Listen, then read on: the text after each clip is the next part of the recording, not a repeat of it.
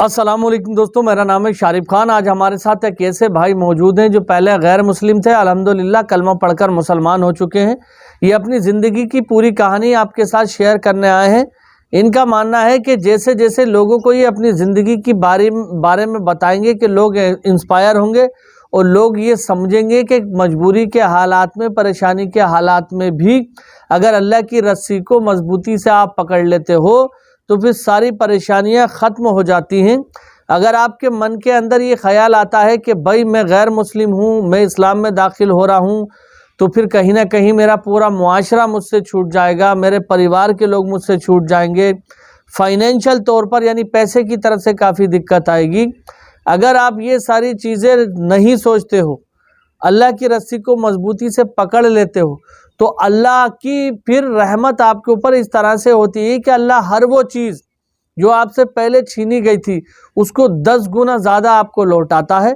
समाज में आपकी इज्जत भी बहुत होती है और पूरा पूरा मसला ही चेंज हो जाता है। तो मैं ज़्यादा देरी नहीं करूँगा, भाई आपको अपनी ज़िंदगी की पूरी कहानी खुद बताएंगे। दो मोटी मोटी बातें इनके बारे में मैं इसलिए आपको बता रहा हूँ ताकि आप समझें इनकी ज़िंदगी को, कि इनकी वीडियो को देखना, इनकी कहानी को सुनना कितना ज़्यादा ज़रूरी है। ऐसा होता है जब कोई एक व्यक्ति किसी एक धर्म से दूसरे धर्म के अंदर जाता है ना, तो उसके लिए सारी दुनिया ब्लाइंड हो जाती है, वो अकेला पड़ जाता है, कोई उसकी मदद को नहीं आता है और लोग उससे नफरत करते हैं, क्योंकि ये कल्चर ही कुछ इस तरह से वातावरण बना रखा है लोगों ने कि अगर कोई धर्म परिवर्तन करे या अपनी समाज से किसी नई जगह पर जाए तो उसको लोग घृणा से देखते हैं, जबकि ऐसा होना नहीं चाहिए। अधिकतर लोकतांत्रिक देश है और वहाँ पर सबको अपनी जिम्मेदारी से अपना धर्म चुनने की आज़ादी होती है। लेकिन ये आप लोग जानते ही हैं, हमारे समाज का काला सच है कि लोग एकदम से उन चीज़ों को नहीं अपना पाते कि जो लोग धर्म से संबंधित होती हैं। फिलहाल कोई बात नहीं है, भाई की बात सुनते हैं और इनकी ज़िंदगी में क्या क्या परेशानी आई, इन्होंने कितनी परेशानियाँ उठाकर इस्लाम को अपनाया, इनसे जानेंगे। और इंशाअल्लाह ताला इनकी वीडियो देखकर मैं गारंटी से कह सकता हूं आपसे कि आपके ईमान को ताजगी मिलेगी और आपका ईमान ताज़ा हो जाएगा। अब ज़्यादा बातें नहीं करते हैं, भाई के पास चलते हैं और जानने की कोशिश करते हैं कि वो क्या वजह थी जो इस्लाम में दाखिल होने पर इनको लेकर के आई। बता सकते हैं? मेरा नाम कीचिरो सुगिमोटो है। सुगिमोटो मेरे परिवार का नाम है। ये सुगिमोटो कबीले से संबंधित है। सुगिमोटो कबीला दरअसल एक सामुराई कबीला है, तो मैं सामुराई वंश से हूँ और मैं गिवू प्रेफेक्चर के सिकी सिटी में जन्मा व पला बढ़ा। ये जापान का एक मध्य भाग है और बाद में जब मैं एक यूनिवर्सिटी स्टूडेंट था, मैंने अलग अलग कल्चर्स पर रिसर्च करने के लिए कल्चरल एंथ्रोपोलॉजी की पढ़ाई की। और जब मैं 19 साल का था तब मैं इस्लाम से रूबरू हुआ और जब मैं 20 साल का था मैंने इस्लाम कबूल कर लिया। उसके बाद अब मैं बतौर इमाम और चिबा के चिबा इस्लामिक कल्चर सेंटर के चेयरपर्सन के तौर पर अपनी सेवाएं दे रहा हूँ। ये टोक्यो के पास है। मुसलमान बनने से पहले आप किस में आस्था रखते थे? दरअसल मैं किसी भी धर्म में नहीं मानता था, बस नाम का बौद्ध था क्योंकि मेरा परिवार बौद्ध था, मगर असल में कोई धर्म नहीं था, बस सांस्कृतिक रूप से बौद्ध था, जैसे आम जापानी लोग की तरह पूर्वजों का आदर करना। मैं किसी और धर्म में नहीं मानता था क्योंकि मैं मानता था कि धर्म एक कारोबार की तरह है, यानी इसमें लोग बस अनुयायियों की संख्या को बढ़ाते हैं ताकि उनसे पैसे हासिल हो सके और इसके बाद वो खुद अमीर बन जाते हैं। तो इस तरह से ये एक व्यवसाय की तरह है। पहले मैं ऐसा ही सोचता था। ज्यादातर जापानी लोग सोचते हैं कि ये जिंदगी ही आखिरी है, इसके बाद कुछ नहीं है। वैसे ये एक बदगुमानी है। आपने पहली बार इस्लाम के बारे में कैसे जाना? हाँ, तो जब मैं एक यूनिवर्सिटी स्टूडेंट था तो मैं एक बांग्लादेशी स्टूडेंट से मिला। वो पहला मुसलमान था जिनसे मैं मिला। वो जापानी बहुत कम बोल पाता था और उसे ये बोली सीखनी थी, तो मैं उसका दोस्त बन गया क्योंकि मैं उसके साथ अंग्रेजी का अभ्यास करना चाहता था। तो हम कभी साथ होते। आखिरकार हमारी अपनी जिंदगी के बारे में भी बातचीत अच्छी हो गई। फिर उसने मुझे गर्मी की छुट्टियों में बांग्लादेश आने की दावत दी और मैं विभिन्न संस्कृति में रुचि रखता था। मेरे जीवन के पहले विदेशी दौरे पर मैं बांग्लादेश गया। यह एक मुस्लिम मुल्क था। फिर मैंने एक बड़ा कल्चर गैप पाया क्योंकि बांग्लादेश एक बेहद गरीब मुल्क है। मैंने बहुत सी विभिन्नताएं पाई। रास्ते में बहुत से बच्चे मिलते थे जो गलियों में सो रहे होते थे, तो मैं बहुत हैरान था कि ये सब क्या है, क्योंकि सामान्यतः आपको जापान में ऐसे लोग नहीं मिलेंगे। जब मैं अपने दोस्त के घर पहुंचा, उनका परिवार, उनके पेरेंट्स, उनके भाई और बहनों ने मेरा वेलकम किया और उनके यहाँ मेहमान नवाजी और अपनापन खूब है। तो ये एक और कल्चर शॉक था, क्योंकि वो परिवार को वैल्यू देते और इज्जत देते थे। उनके यहाँ एक्सटेंडेड फैमिली सिस्टम है जिसे उन्होंने मेंटेन कर रखा है। और बाद में मैं शहर से बाहरी गांव में घूमा। वो लोग बड़े ऊर्जावान थे, मतलब बड़े जिंदा दिल। ये कुछ ऐसा था जो जापान में मिल नहीं सकता था, क्योंकि वहां सब कुछ नियंत्रित है और वो शहरी जीवन। तो जब आप लोगों की आंखों में देखें तो जापान में बहुत से लोग मिलेंगे जिनकी आंखें मुरझाई हुई हैं, क्योंकि उनके पास जिंदगी का कोई मकसद नहीं है। उन्हें नहीं मालूम वो क्या कर रहे हैं, उन्हें कुछ नहीं पता कि जिंदगी का असल मकसद क्या है। तो उन्हें नहीं मालूम कि वो काम करने के लिए जी रहे हैं या जीने के लिए काम कर रहे हैं। मुझे बांग्लादेश में अलग तरह के लोग मिले। वो माली तौर पर गरीब लोग थे, मगर मैं उनकी आंखें देखता था, उसमें उनकी शख्सियत का रौब दिखता था। जबकि उनमें से अक्सर लोग किसान थे और उनके लिए मैं पहला विदेशी था जिसे उन्होंने देखा था। पर उन्होंने मुझे चाय की दावत दी। वो उसे चाय कहते हैं, दूध की चाय और पेठा। पेठा यानी एक तरह की मिठाई। तो वो बुलाते कि आइए और खाइए। तो मैं हैरान था, जापान में ऐसा कभी नहीं हुआ। ऐसा कि आपने पहली बार किसी विदेशी को देखा और आप उन्हें अपने घर दावत दे दें, ऐसा कभी नहीं हुआ। पर मैंने ये बांग्लादेश में एक्सपीरियंस किया। तो आखिर ऐसा क्यों है? इस्लाम के बारे में सोचने के पीछे ये पहला नुक्ता था, क्योंकि मुझे पता था कि वो सब मुसलमान हैं, तो मुमकिन है कि उनका बर्ताव और उनका ढंग इस्लामी मूल्यों पर आधारित हो। बाद में जापान आकर मैंने इस्लाम के बारे में किताबें ढूंढनी शुरू कर दी, क्योंकि ये 1996 का समय था जब इंटरनेट नहीं हुआ करता था। इसलिए कोई जानकारी लेनी हो तो मुझे लाइब्रेरी और बुक स्टोर्स में ही मिल सकती थी। तो मुझे जापानी भाषा का कुरान मिला, जो कि इस्लाम के बारे में जानकारी का मुख्य स्रोत है। तो मुझे वो मिला और मैं उसका जापानी अनुवाद पढ़ने लगा। तब मैंने कुछ यूनिक कॉन्सेप्ट समझा, जैसे आखिरत यानी मरने के बाद की जिंदगी, और तौहीद यानी ईश्वर का एक होना, एकेश्वरवाद। ये कॉन्सेप्ट मेरे लिए बिल्कुल नए थे। मैंने इसके बारे में कभी नहीं सोचा था। क्योंकि जापान में लोग व्यस्त होते हैं तो उन्हें मरने के बाद की जिंदगी के बारे में सोचने का समय नहीं मिलता। वो तो अपने दैनिक जीवन में एक सेकंड के लिए भी नहीं सोचते हैं। और ऐसा ही हाल खुदा के कॉन्सेप्ट का है। जापान में बहुदेववाद बहुत मशहूर है, पॉलीथीज्म। और जापान में खुदा की कोई परिभाषा नहीं है। कोई भी ये नहीं बताता कि खुदा कौन है। और ऐसे में मुझे कुरान में खुदा की स्पष्ट रूप से वर्णित परिभाषा मिली। जैसे उदाहरण के लिए सूरह इखलास, औज़ुबिल्लाहिमिनश्शैतानिर्रजीम, कुल हुवल्लाहु अहद। कह दो कि खुदा एक है।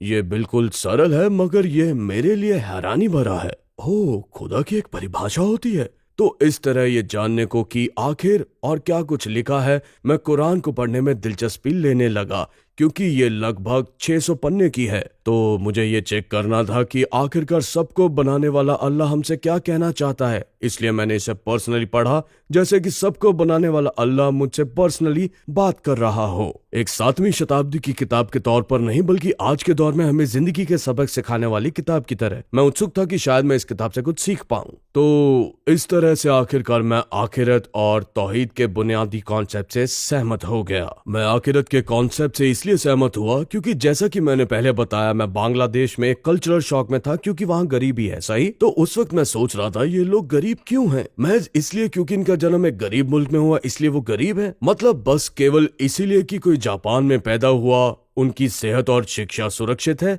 और महज इसीलिए कि कुछ लोग बांग्लादेश में पैदा हुए वो गरीब हैं? आखिर ये सब तय करने का अधिकार किसको है? हमारे पास ये तय करने का कोई अधिकार नहीं कि हम कहाँ जन्म लें। इसका मतलब है कि हम सबकी जिंदगी शुरू में एक जैसी नहीं रही। आप इसका इनकार नहीं कर सकते। तो शुरू से ही हमारी जिंदगी में एक बड़ा फर्क है जिसे आप अपनी जिंदगी के छोटे से अरसे में एडजस्ट नहीं कर सकते। तो इसका मतलब है कि मुझे इसमें कोई इंसाफ नहीं दिखता, क्योंकि बिल्कुल शुरुआत से ही कुछ चीजें तय हैं। हालांकि जब मैंने कुरान पढ़ा तो मुझे आखिरत का कॉन्सेप्ट मिला। उसके बाद ये समझ में आया, क्योंकि हमें इस जिंदगी में जो कुछ मिला है वो महज एक आजमाइश है। चाहे आपको ज्यादा मिला हो या कम, इसका फाइनल रिजल्ट से कोई लेना देना नहीं है। जैसे मान लीजिए कि भले ही कोई बांग्लादेश में पैदा हुआ और उसकी कंडीशन बुरी थी, फिर भी अगर वो अपनी जिंदगी में अच्छे काम कर रहे हैं तो उनकी जिंदगी आखिरत में सुरक्षित रहेगी, जिसका मतलब है कि वो जन्नत जाएंगे जहां वो हमेशा जिंदा रहेंगे। और जब हम इस जिंदगी के बारे में सोचें तो ये ज्यादा से ज्यादा 100 साल होगी, मगर हमेशा की जिंदगी बेइंतहा होगी, है ना। जब हम 100 सालों की तुलना अनंत से करें तो ये तो कुछ भी नहीं है, 1 सेकंड से भी कम। इसी वजह से आखिरत का ये इंसाफ हमें इस जिंदगी में एक मकसद देता है। वो कौन सी वजह थी जिससे आपने इस्लाम अपनाने का फैसला लिया? किस चीज ने आपको ये सोचने पर मजबूर किया कि मुझे मुसलमान बन जाना चाहिए? क्या आपने ध्यान दिया इस वीडियो को देखते समय आपको कोई विज्ञापन नहीं देखना पड़ा? क्योंकि टुवर्ड्स इटर्निटी एक अलाभकारी संगठन है, हम ये वीडियो केवल आपके समर्थन से बना सकते हैं। यदि आप इस नेक काम का हिस्सा बनना चाहते हैं, टुवर्ड्स इटर्निटी को दान दें और इस सुनहरे अवसर को ना गंवाएं। वो कौन सी वजह थी जिससे आपने इस्लाम अपनाने का फैसला लिया? किस चीज ने आपको ये सोचने पर मजबूर किया कि मुझे मुसलमान बन जाना चाहिए? जैसा कि मैंने 2 कॉन्सेप्ट्स की चर्चा की, आखिरत का कॉन्सेप्ट और तौहीद वाकई में मेरी समझ में आता है। हालांकि इसके बाद भी मैं 600 से अधिक पन्नों में लिखे कुरान को खंगालता रहा, तो मैं सावधानी पूर्वक चेक करता कि क्या इसमें कोई खतरनाक या अजीब सीख तो नहीं दी गई है। मैं जितना पढ़ता गया उतना ही समझ में आता रहा कि ये तो मेरे लिए काफी स्वाभाविक है, ये तो कुछ ऐसा है जिसमें हमें मानना चाहिए और अमल करना चाहिए। आखिरकार मैंने महसूस किया कि ये कुरान इंसान की तरफ से नहीं है, ये रचयिता या अल्लाह की तरफ से आया हुआ जान पड़ता है। तो इस तरह मेरा ये यकीन मजबूत होता गया कि कुरान जिंदगी बदलने वाली किताब है और मुझे इसका पालन करना चाहिए, क्योंकि मुझे लगता है कि इस्लाम केवल किताब यानी कुरान पढ़ने का नाम नहीं है, बल्कि ये तो अमल और धार्मिक अनुभव हासिल करने की चीज है। तो मुझे ये जिज्ञासा हुई कि मुसलमान कैसा महसूस करते हैं और इस्लाम को अपनी निजी जिंदगी में कैसे मानते हैं, और ये कि मुझे इस तरह की अंदरूनी जानकारियां कैसे मिलेंगी। कैसे? बस एक ही रास्ता था कि मुझे खुद मुसलमान बनना होगा, मुझे खुद ही इस्लाम को एक्सपीरियंस करना होगा। वरना एक तीसरे इंसान के तौर पर, एक रिसर्चर के तौर पर, अगर आप ऑब्जेक्टिविटी की खातिर खुद को दूर रखते हैं और बस रिसर्च करते हैं तो आपको इस्लाम का अंदरूनी पहलू समझ में नहीं आने वाला है। ये रिसर्चर नहीं जान सकता। मैं उस इल्म को हासिल करना चाहता था, यही वजह थी कि शायद आउट ऑफ क्यूरियोसिटी मैं मुसलमान बनना चाहता था, ये जानने के लिए कि असल में इस्लाम है क्या। वो बड़ी कठिनाइयां कौन सी थी जिनका आपने इस्लाम में अपनाने के बाद सामना किया? हाँ, तो पहला है हलाल खाना। ऐसी दिक्कत 28 साल पहले थी। अब तो हाल में अल्हम्दुलिल्लाह हमारे पास हलाल के बहुत सारे विकल्प हैं, पर उन दिनों लगभग यहाँ तक कि मुसलमानों के लिए भी हलाल खाना मिलना बहुत मुश्किल होता था। तो ये सबसे पहली कठिनाई थी। दूसरी है इबादत के लिए जगह की दिक्कत। उन दिनों मुझे याद है पूरे जापान में केवल 7 मस्जिदें थी, आज यहाँ 151 हैं, 151 से भी ज्यादा मस्जिदें। इसलिए इबादत कैसे की जाए ये भी एक कठिनाई थी। एक अन्य कठिनाई जापानी गैर मुस्लिमों में मुसलमानों को लेकर पूर्वाग्रह को लेकर रही है। तो बिल्कुल लोगों में इस्लाम क्या है को लेकर कुछ खास समझ नहीं पाई जाती। जैसे पिछले 20 सालों से मैंने अपने पेरेंट्स को इस्लाम समझाने की कोशिश की, हालांकि मुझे लगता है कि ज्यादातर मामलों में सितंबर 11, आतंकवाद इत्यादि के कारण वो इस्लाम के बारे में नहीं सुनना चाहते थे, बल्कि उनके जहनों में नकारात्मक छवि थी। लेकिन मैं समझाना चाहता था, जब भी कभी हम मिलते मैं इस्लाम का परिचय करवाता, पर वो वाकई में परवाह नहीं करते। लेकिन मैंने इसे जारी रखा। मैं जिद नहीं करता, पर मैंने ये बताना जारी रखा कि किस तरह इस्लाम खूबसूरत और तार्किक है। हालांकि वो इसे नापसंद करने लगे। तो एक दिन जब वो हमारे होम टाउन गिफू से चिबा आए, मेरे पिता ने कहा, लो फिर से मेरा बेटा इस्लाम की बातें कर रहा है।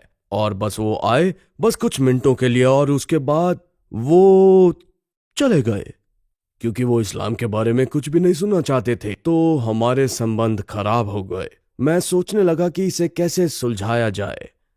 मैं अलग अलग रास्ते सोच रहा था, जैसे मुझे उन्हें खुश करने के लिए कोई गिफ्ट भेजना होगा। मेरे पिता के लिए उनको कॉफी देकर, उन्हें ये पसंद था, और कुछ नमकीन, कुछ मेवे, क्योंकि ये उन्हें पसंद था तो मैं भेजता रहा। हाँ, वो खुश हो गए और हमें फिर से अपने गांव आने के लिए इजाजत दे दी। तो हमने चिबा से अपने गांव का दौरा किया। फिर मेरे पेरेंट्स ने बताया कि उन्हें घर को लेकर कुछ उलझने हैं। इस पुरातन घर की देखभाल कौन करेगा जो हमें हमारे दादा से विरासत में मिला था। आमतौर पर जापान में पहला बेटा इसका ख्याल रखता है, जिसका अर्थ हुआ कि ये मुझे करना होगा। मैंने कहा कि आप फिक्र ना करें, मैं इस घर की देखभाल करूंगा। तो इस तरह मैंने उनकी उलझनें दूर कर दी। दूसरी उलझन या कहें परेशानी उनके स्वास्थ्य को लेकर थी, क्योंकि तब तक वो 75 साल के हो चुके थे। तो अगर उनको अस्पताल में भर्ती होना पड़े, जैसे अगर उन्हें पैरालिसिस हो गया या ऐसा कुछ जो कि सामान्य स्थिति नहीं है, तब क्या किया जाए। इस पर मैंने कहा कि आप लोग फिक्र ना करें, हम आपका ख्याल रखने वाले हैं, और हमने उनकी एक और उलझन दूर कर दी। फिर मेरे पिता ने मुझे एक सवाल पूछा, तुमने दाढ़ी क्यों रखी है? दाढ़ी समझे? तो ये एक दिलचस्प सवाल था और ये इस्लाम से संबंधित था, और ये एक ऐसा सवाल था जिसका शायद मुझे इंतजार था। मतलब ऐसा सवाल जिसका जवाब मैं सीधे सीधे ना दूं, बल्कि ये कहकर दूं कि आपका सवाल समझने और इसका सटीक जवाब देने के लिए मुझे आपको इस्लाम की बुनियादों की व्याख्या करने की जरूरत पड़ेगी। तो क्या आपके पास 10 मिनट हैं? इस पर मेरे पिता ने कहा ठीक है, जिसका मतलब था कि मेरे पास मौका था कि मैं इस्लाम के बारे में बात करूं, भले ही वो केवल 10 मिनट ही हों। अल्हम्दुलिल्लाह। पहले तो उन्हें ये एक लम्हे के लिए भी पसंद नहीं था, और अब मेरे पास 10 मिनट हैं। अल्हम्दुलिल्लाह, मुझे वो बातें करनी थी जो मुझे करनी चाहिए थी। तो जैसा कि आप जानते हैं, हमारे पास गौराब मेथड है, existence of God, oneness of God, revelation और प्रॉफिटहुड, ये सभी जरूरी पार्ट्स। मैं पहले से ही प्रशिक्षित था, तो मैंने बस बात की आसान जापानी भाषा में। फिर वो सुनते रहे, मेरी माँ भी सुन रही थी। तो इन सब के बाद आखिरकार मेरे पिता ने मुझसे पूछा कि तुम क्या चाहते हो? अंततः वो बोले, तुम चाहते क्या हो? तब उस समय मेरी बीवी जो मेरे पास ही थी और सुन रही थी, उसने महसूस किया कि कुछ बात बनी है। तो वो बोली, मैं चाहती हूं कि आप जन्नत में हमारे साथ आएं। मेरी बीवी ने ऐसा ही कहा। तो वो बोले, कैसे? आखिर कैसे? तो इसी वजह से मैंने कहा कि क्या आप कलमा पढ़ेंगे, क्योंकि गौराब मेथड का तो मकसद ही कलमा पढ़वाना है, ये समझाना कि अल्लाह के सिवा कोई इबादत के लायक नहीं है और मोहम्मद सल्लल्लाहु अलैहि वसल्लम अल्लाह के नबी हैं। यही बात है जिसे मैं पहले ही समझा चुका था, और उन्हें जैसे भी हो ये बात समझ में आ गई थी। तो बस जो रह गया था वो था इसे स्वीकार करना या गवाही देना। इसी कारण मैं क्या चाहता था, ये कि वो गवाही दे, जिसके बारे में मैंने अभी समझाया। तो मेरी माँ और मेरे पिता दोनों ने एक दूसरे को देखा और कहा, ठीक है। वाह। ठीक है, हम बोल देंगे, हम कलमा पढ़ लेंगे। ये सच में सबसे ज्यादा खुशी का लम्हा। तो दोस्तों, देखा आपने किस तरह से ईमान की रस्सी को मजबूती से पकड़ा और अल्लाह के रास्ते पे निकल पड़े, और अल्लाह ने सारी चीज़ें धीरे धीरे सही कर दी। अब इन्होंने बौद्ध धर्म को छोड़ा है, और बौद्ध धर्म के अंदर जो कंसेप्ट है वो ध्यान लगाने का कंसेप्ट है। ध्यान लगाना यानी मेडिटेशन करना, योगा करना, इन सारी चीज़ों को माना जाता है। और इस्लाम के अंदर जो 5 वक्त की नमाज होती है, जो अल्लाह से लंबी फातियाँ देने का कंसेप्ट है कि नमाज के बाद अल्लाह से रो रो कर बातचीत करो और जितना ज़्यादा हो सके अल्लाह से मांगो, तो वो सबसे तगड़ा मेडिटेशन होता है, जिसमें पूरी बॉडी दिमाग सब कुछ रिलैक्स हो जाता है। अल्लाह की रहमत होती है। दीनी एतबार से तो बेहतर है ही है, लेकिन उसी के साथ साथ दुनियाई एतबार से फिजिकल आपकी बॉडी के लिए भी बहुत ज़्यादा फ़ायदेमंद होता है। तो इन्होंने जब चीज़ों को देखा और धीरे धीरे स्टेप बाय स्टेप ये आगे बढ़े, तो फिर ईमान में दाखिल हो गए। ज़्यादा सारी चीज़ें इन्होंने आपको बता ही दी हैं, मैं आपको क्या ही बताऊँगा। लेकिन अपने पर्सनल एक्सपीरियंस से मैं आपको ये बता देना चाहता हूँ कि अल्लाह की तरफ जो एक कदम बढ़ाता है, अल्लाह उसको खींच लेता है। 300-400 वीडियो अपने चैनल पर इस तरह की रिवर्ट मुस्लिम की मैं ला चुका हूँ, दिखा चुका हूँ। आप लोग जानते हैं कि काफ़ी साल हो गए लगातार इस तरह की वीडियो लाते हुए। तो हर एक वीडियो को एनालाइज करने के बाद मुझे पूरा भरोसा है कि जो अल्लाह की तरफ बढ़ने की कोशिश करता है, अल्लाह उसको बहुत तेज़ी से अपनी तरफ खींच लिया करता है, और जो बुराई की तरफ जाता है, अल्लाह ताला उसको ढील दे देता है कि जा तू कितनी बुराई कर सकता है कर। ये चीज़ तो मैंने पर्सनली तौर पर अल्लाह की इतनी सारी वीडियो देखकर अल्लाह की बारीकी से जानने की कोशिश की है। बाकी इंशाअल्लाह ताला इन्नल्लाह अला कुल्ली शैइन कदीर, वो हर शे पे कुदरत रखता है। दुआ करते हैं कि मुआशरे के हालात बेहतर हो जाएं, जितनी भी बुराइयां हैं वो दूर हो जाएं। अगर आप हमारे चैनल पर पहली बार आए हैं तो चैनल को सब्सक्राइब करके बेल आइकन पर ऑल का बटन सेलेक्ट कर लेना। मिलते हैं अगली वीडियो में, तब तक के लिए खुदा हाफिज। जय हिंद, जय भारत।